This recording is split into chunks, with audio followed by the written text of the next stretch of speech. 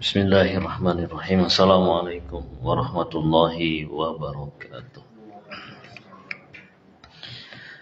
Alhamdulillah wassalatu wassalamu ala Rasulillah wa ala alihi wa ashabihi wa mawala amma ba'd. Ikhwati fillah wa akhwati rahimani wa rahimakumullah jami'an.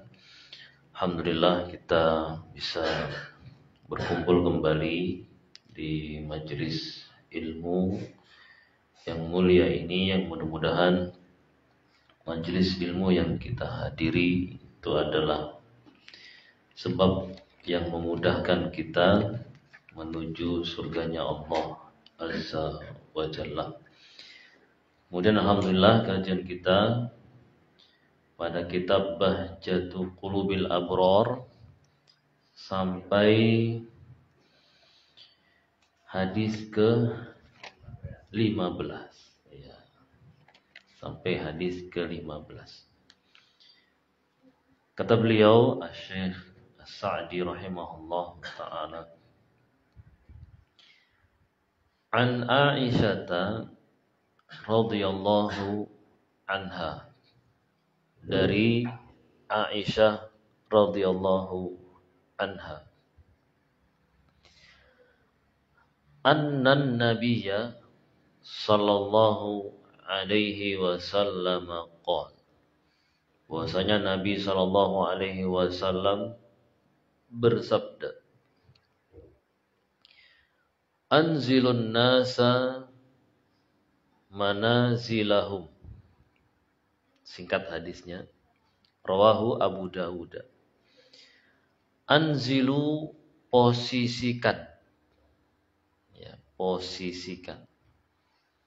An-nasa, manusia, manazilahum, sesuai pada posisinya masing-masing. Tempatkan manusia sesuai posisinya masing-masing. Ini hadis Masya Allah ringkas tapi mencakup semua kehidupan kita ya sehari-hari. Ini menggunakan perintah Nabi ini ya. Nabi perintahkan kita ketika bermuamalah kepada manusia hendaknya bisa menilai siapa yang kita berhadapan dengannya, siapa yang ada di hadapan kita. Kita harus bisa bersikap dengan sikap yang tepat kepada siapa kita sedang berhadapan. Ya. Tempatkanlah dia pada posisinya masing-masing. Ini namanya ajaran adil. Ya, adil. Jadi kita bisa menempatkan sesuatu pada tempatnya. Ini namanya apa? Adil. Jadi adil itu apa? Menempatkan sesuatu pada tempatnya. Nanti kalau tidak, bisa jadi zalim. Ya. Bisa jadi zalim. Kalau berlebihan, nah ini nanti jadi ghulu, yang berbahaya. Ghulu, berlebihan, sifat memposisikan seorang itu lebih dari posisinya, tinggi di atas posisinya. Ini bahaya juga. Kalau tidak, ya, atau kita rendahkan, yang seharusnya dia berada di atas, kemudian kita taruh di bawah, nah ini namanya juga tidak pas, ya, itu namanya zalim. Tidak adil, ya, tidak menyesuaikan posisinya. Masya Allah, ini hadis yang mulia, ya, mendorong kita untuk berlaku adil, atau bisa dibahasakan hikmah, ya. Hikmah juga maknanya demikian. Jadi dia pas bisa menempatkan sesuatu pada tempatnya. Ya. Baik. Nah, contohnya, ya, sebelum kita contohkan, kita bagi dulu. Ya, manusia itu kita bagi dua. Ya, kita bagi dua. Ada manusia yang khusus, ya, ada manusia yang umum. Ya, ada khusus, ada umum. Nah, yang khusus itu nanti selain dia punya hak umum, dia punya hak khusus yang harus kita perhatikan. Ya, kalau yang umum saja ya sudah, berarti dia kita berikan hak umum. Ya, jadi kalau kita kembali lagi ke hadis, berarti hadis ini sebenarnya mengatakan berilah, tunaikanlah, ya, tunaikanlah haknya kepada orang yang berhak, ya, untuk mendapatkannya. Jadi paskanlah hak tersebut. Nah, contoh yang orang khusus seperti orang tua, kedua orang tua. Itu orang khusus, ya. Jadi dia punya hak umum, punya hak khusus. Umum sebagai manusia, ya, umum sebagai manusia. Kemudian hak khusus sebagai orang tua. Ya, sebagai orang tua. Nah, maka kita bersikap kepada orang tua harus beda. Ya, harus beda. Jangan sama sikap kita kepada teman kita, ya, atau orang-orang manusia secara umum. Harus dibedakan dari segala sisinya. Ya, dari segala sisinya. Ya, dari tutur bicara kita, bahasa. Ya, tapi alhamdulillah di Jawa ini bahasanya beda, nggak sama orang tua, beda ya. Beda kan, sama teman, sama orang tua sendiri, sama orang tua yang umum, itu kan ada bedanya, ada bedanya. Tutur katanya, ya, halus lembutnya, juga sikapnya, ya, cara menghormatinya juga berbeda, ya. Nah, maka juga kalau kita ingin berdakwah, nah ini juga harus diperhatikan. Ya, kalau ingin berdakwah, menyampaikan sesuatu, maka juga harus diperhatikan siapa dia. Nah, kalau kepada orang tua, jangan disamakan seperti ngajak teman. Ya, ngajari teman, jangan. Kita harus bisa memposisikan dia sebagai orang tua, bukan sebagai murid. Ya, walaupun misalnya kita guru, punya murid, dan punya orang tua kan, ingin menyampaikan sesuatu, ajaran misalnya dari Nabi, maka cara menyampaikannya bukan seperti kita mengajari teman kita atau murid kita, tapi cara menyampaikannya untuk orang tua kita, ya, terlebih khusus, ya, itu dengan cara yang lembut, ya, yang tidak mengesankan kita sebagai apa? Guru, gitu kan. Ya, ya, sebagai anak, tetap statusnya sebagai anak. Cuma ingin menyampaikan sesuatu. Nah, jadi cara menyampaikannya benar-benar harus lembut. Ya. Toyib. Nanti ada lagi, ya, contoh yang lain, yang khusus, ya. Itu orang tua dulu, ya. Contohnya orang tua. Jadi kalau dakwah sama orang tua nggak boleh serampangan, ya. Kepada orang lain saja itu tidak boleh kita keras serampangan, ya. Apalagi sama orang tua, ya, sama orang tua. Tapi kalau nggak bisa bicara lembut, ya, bisa mungkin cukup dengan kasih hadiah. Hadiah apa misalnya? Hadiah buku. Misalnya dia buku atau hadiah Al-Quran atau ya yang lain lah yang kira-kira yang dibutuhkan sama orang tua, nanti kita kasihkan, nanti biar beliaunya yang baca sendiri ya, sambil kita doakan ya, atau kita letakkan saja buku di meja misalnya ya, di meja ruang tamu. Nanti kan kalau pas beliaunya duduk di situ, beliau bisa baca sendiri, buka-buka sendiri ya, tanpa kita harus banyak bicara ya, cukup beliaunya baca buku jadi jelas ya semuanya. Nah, itu diantara ya kita bisa menempatkan ya pada posisinya. Terus sama anak, ini juga hak khusus ya. Jadi antara orang yang khusus, ya tadi orang tua, terus anak sama kerabat. Nah, itu juga saudara, ya itu juga punya hak khusus. Begitu juga jiron, tetangga. Nah, tetangga juga punya hak khusus selain hak umum, punya hak khusus. Ya.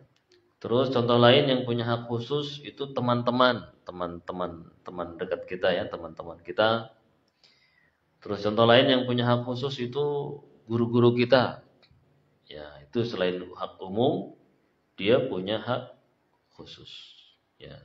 Nah, itu diantara contoh-contoh orang-orang yang punya hak khusus yang kita perlu perhatikan ya posisinya. Nah, terus yang umum ya selain itu, maksudnya yang kaum muslimin ya secara umum, yang dia bukan orang tua kita, bukan anak, bukan guru, bukan saudara, ya bukan teman, ya yang umum kaum muslimin secara umum. Nah, ini kita posisikan sebagaimana haknya dia sebagai kaum muslimin ya secara umum. Artinya kita diperintahkan untuk mencintai kaum muslimin, ya kita cintai secara umum, ya kita bantu juga bisa kita bantu, ya tidak mengganggu mereka, ya. Terus sama-sama mendoakan, saling mendoakan satu dengan yang lainnya.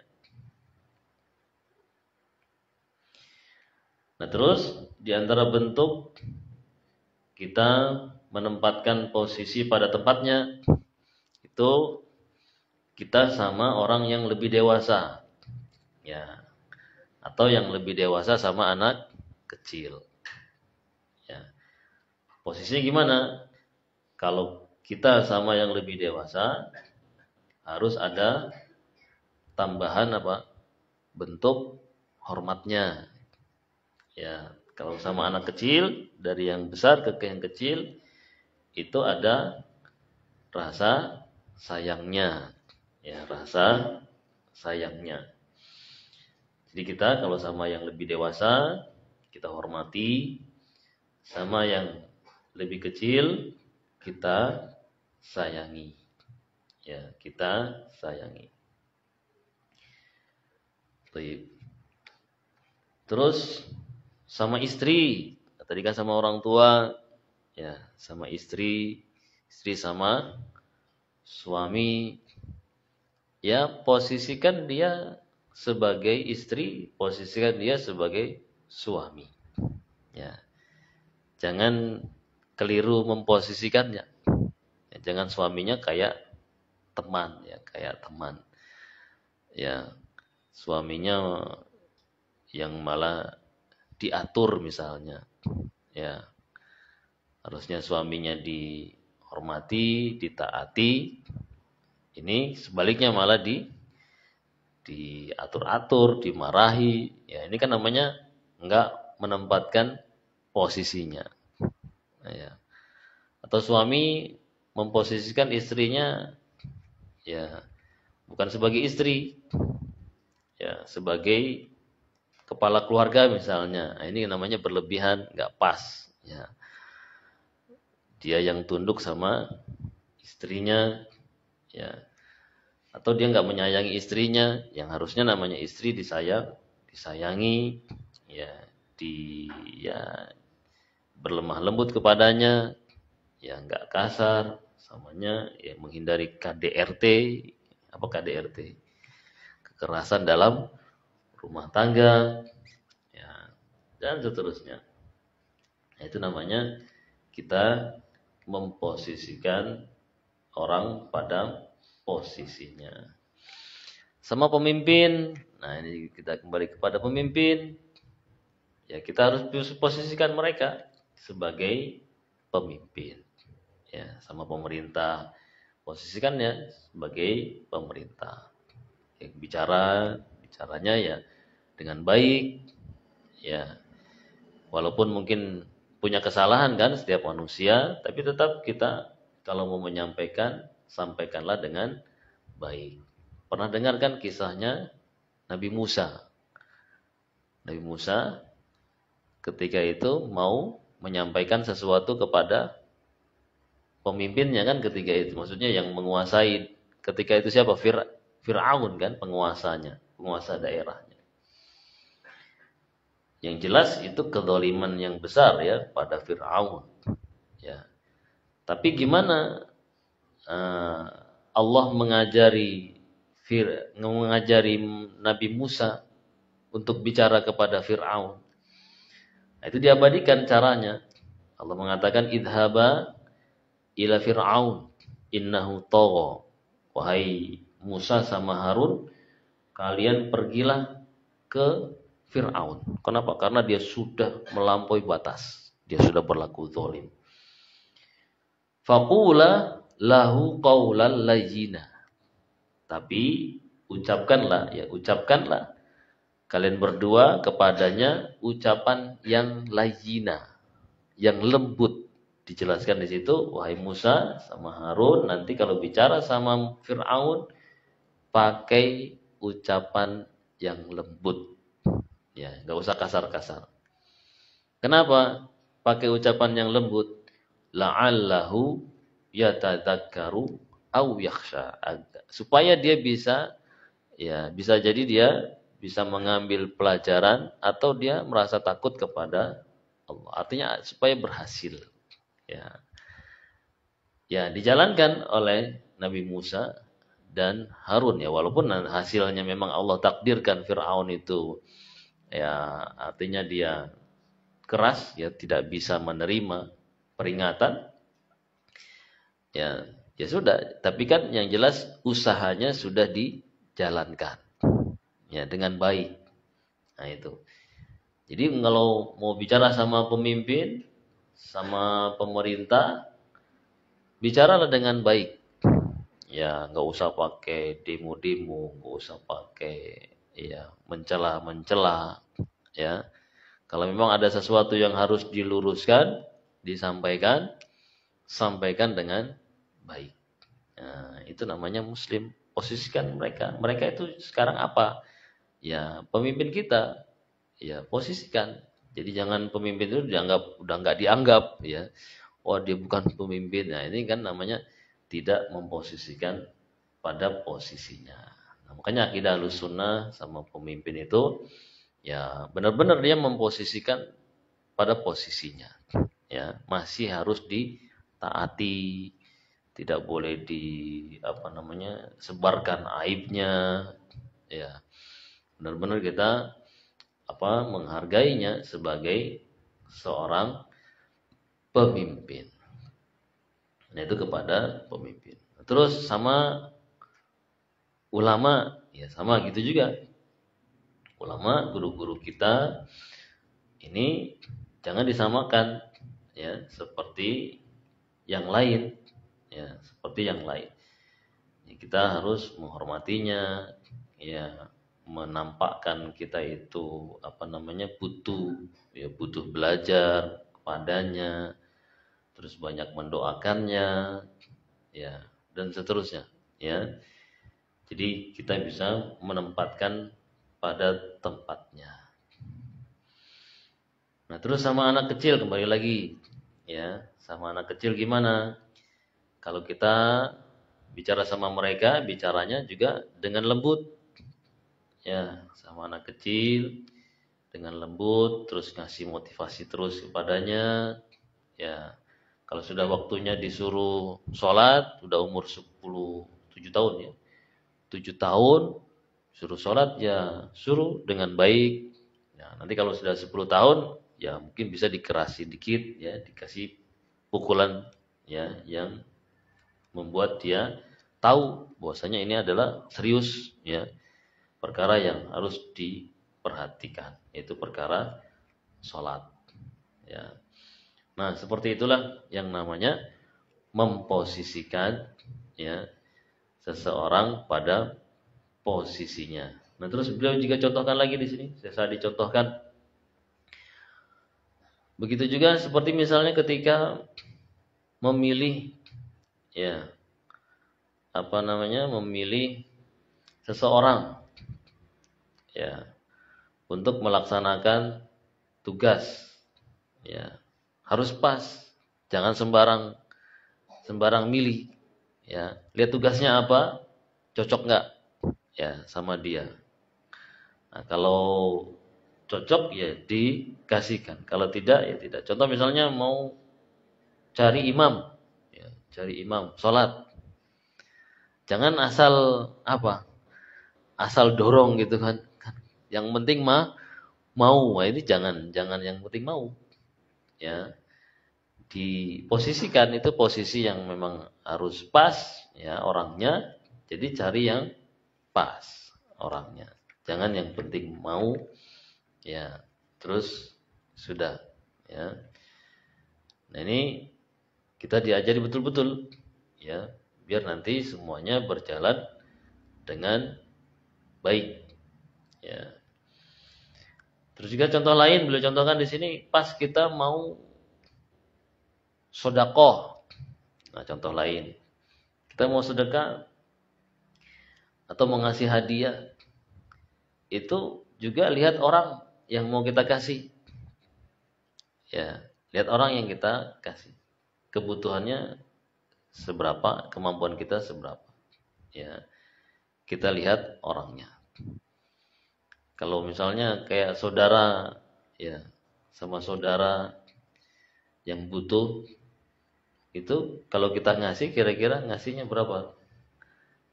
Masuk kasih 1.000 ya kan? Ya.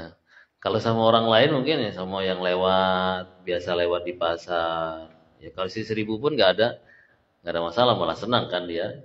Ya, biasa aja. Tapi kalau sama saudara nanti kalau kasih 1.000 ya mending nggak usah dikasih sekalian kan. Ya, jadi harus lihat-lihat juga ya siapa yang kita kasih. Nah, itu diantara contohnya. Terus juga ketika lihat saudara kita jatuh dalam kesalahan. Nah, ini juga luas jadi banyak ya.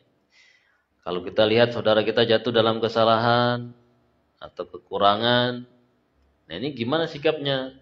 Sikapnya yang tepat ya kepada dia. Jangan sembarangan terus langsung kita marahi kemudian kita tinggal ya. Kemudian kita nggak ajak bicara ya. Nah, ini kurang tepat.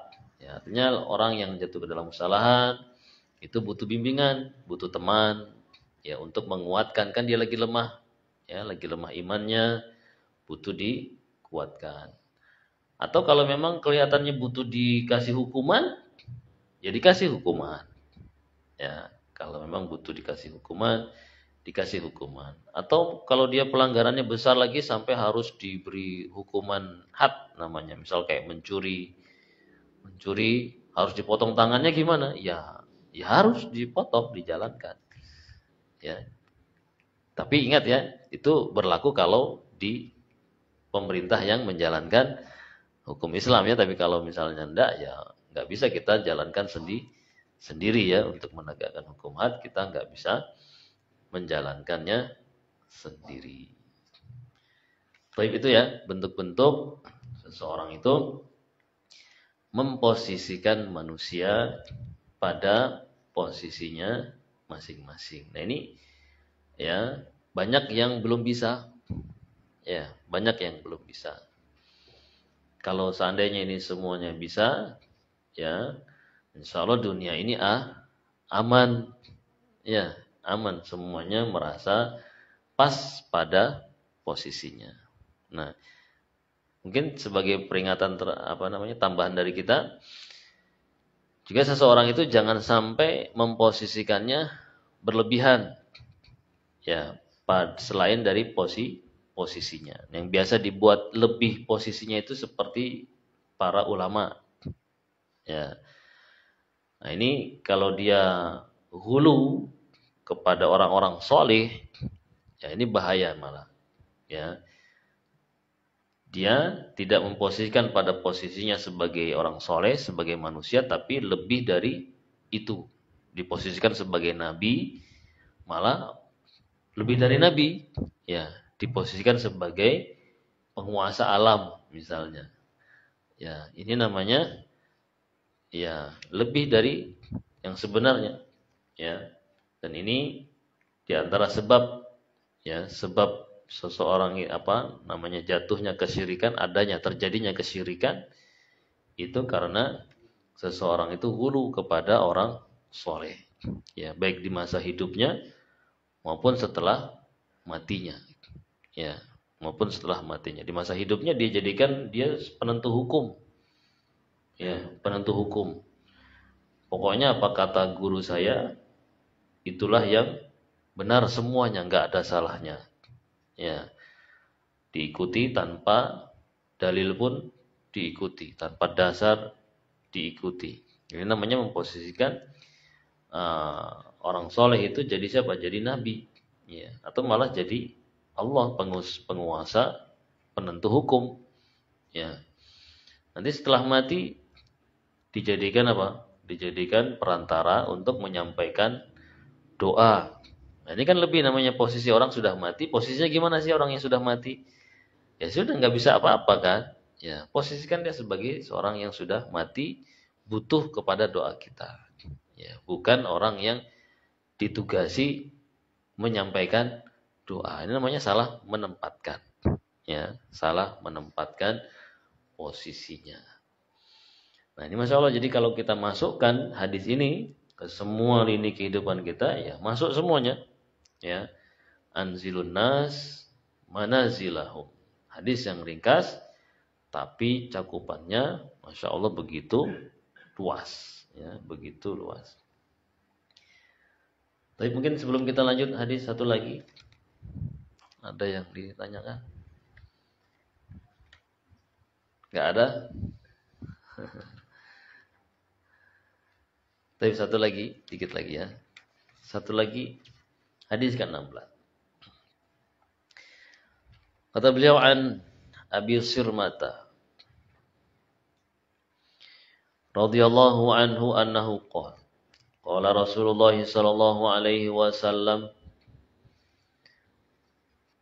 dari Abu Sirmah beliau berkata, Rasulullah sallallahu alaihi wasallam bersabda, man dharra dharrallahu bih wa man syaqqa syaqqallahu alaihi.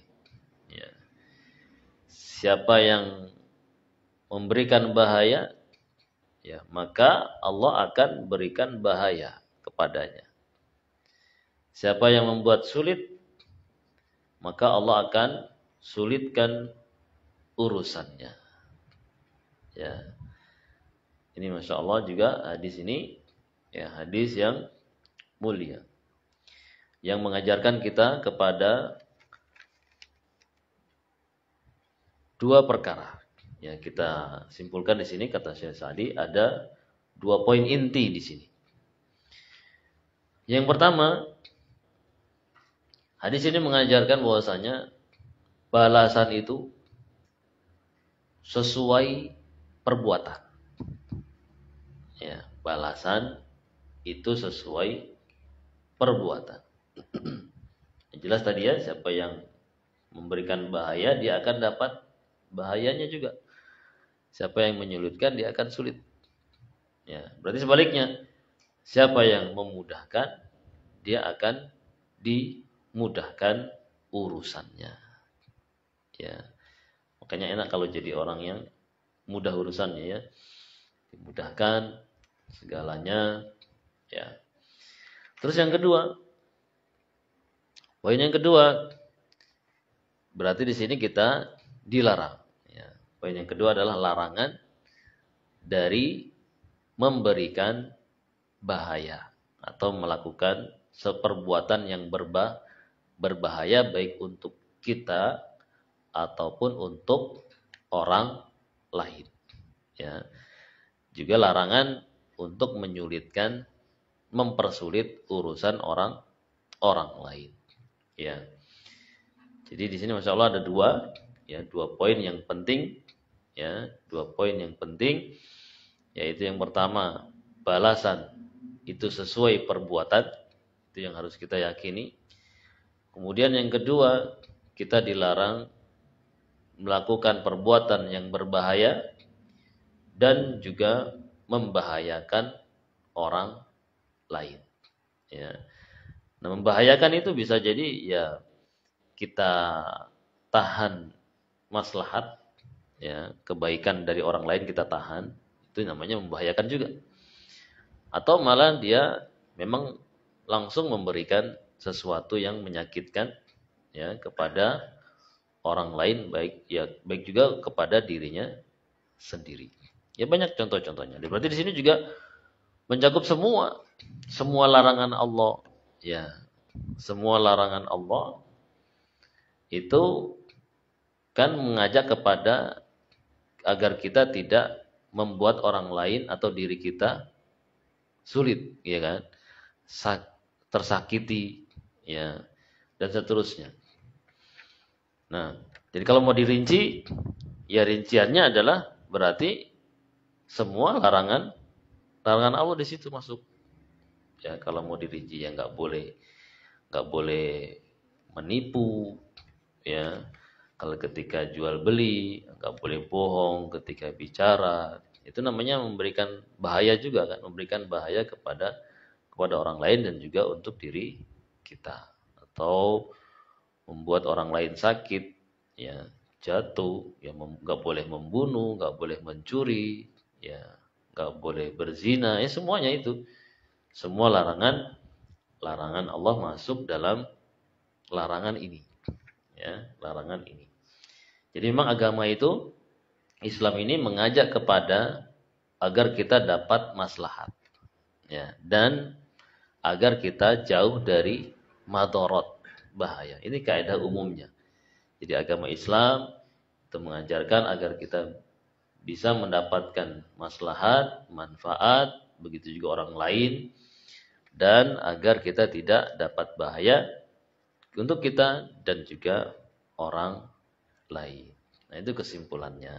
Masya Allah ya, jadi agama ini agama yang indah, ya, yang membuat penganutnya itu merasa aman, nyaman, ya, damai, tentram, baik di dunia maupun di akhirat. Kalau dijalankan, ya, kalau dijalankan. Jadi kalau terjadi sesuatu yang menyakitkan atau yang membahayakan, ya berarti memang dia nggak menjalankan perintah Allah, ya, tidak menjauhi larangan Allah Azza wa Jalla. Jadi boleh nggak minum minuman keras? Ya nggak boleh. Boleh nggak ngerokok? Nah, nggak boleh. Ya karena membahayakan, ya, membahayakan dirinya sendiri, juga membahayakan orang lain. Minum minuman keras juga sama, membahayakan dirinya sendiri dan membahayakan orang lain. Boleh nggak berzina? Ya sama, membahayakan dirinya sendiri dan orang lain. Dah, salat cukup. Ada yang tanyakan? Nggak ada? Wis, kalau nggak ada, alhamdulillah kajian kita kali ini bisa dapat 2 hadis yang masya Allah, ya. Mudah-mudahan kita pahami dan bisa kita amalkan bersama, bisa kita sampaikan kepada yang lainnya. Kurang dan lebihnya mohon dimaafkan. Subhanakallahumma wa bihamdika asyhadu an la ilaha illa anta astaghfiruka wa atubu ilaik. Assalamualaikum warahmatullahi wabarakatuh.